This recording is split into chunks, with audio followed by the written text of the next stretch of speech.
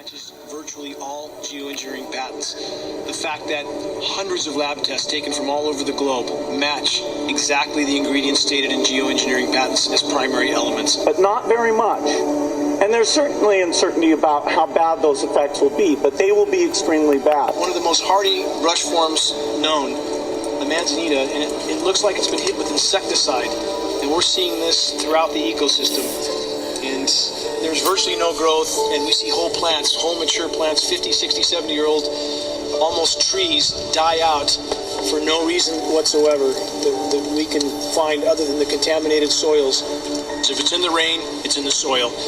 And now we see incredibly hardy organisms dying for no other cause that we can find other than the contamination in our rain from these aerosol operations. And so you get ecosystem collapses. And if you control the weather, you're going to control the planet. It's that simple. Since the release of What in the World Are They Spraying, millions of people have woken up to these crimes against nature. Say putting pathogens in a cloud, let the cloud, go over somewhere and then would rain down on your enemy and create, do chemical or germ warfare in this kind of way. I used to work at Lawrence Livermore National Lab, and I once participated in a meeting where we all sat around the room and thought about how could we manipulate geophysical systems to use it as a weapon.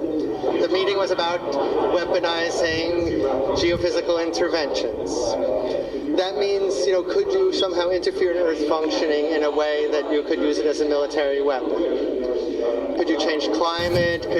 What could you do in terms of manipulating the sort of Earth's physical systems as a weapon?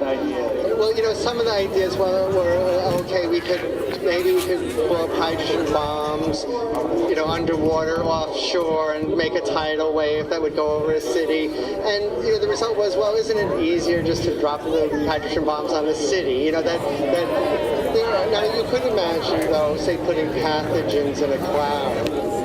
Let the cloud, go over somewhere and then would rain down on your enemy and create, do chemical or germ warfare. We've heard of the HARP facility. It's an ionosphere heater. The acronym is High Frequency Active Auroral Research Program. But there are at least, we believe, 2.5 dozen of these large ground-based facilities around the globe, an unknown number of smaller RF transmitters.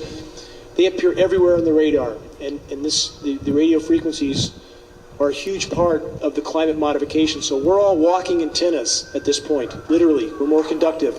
The atmosphere over the continental U.S. has been measured at 400% its historic conductivity. All this enhances the RF frequencies. And again, in the case of HARP, we're talking about 3.5 billion watts, billion with a B. There are no studies on much of the long-term effects, but these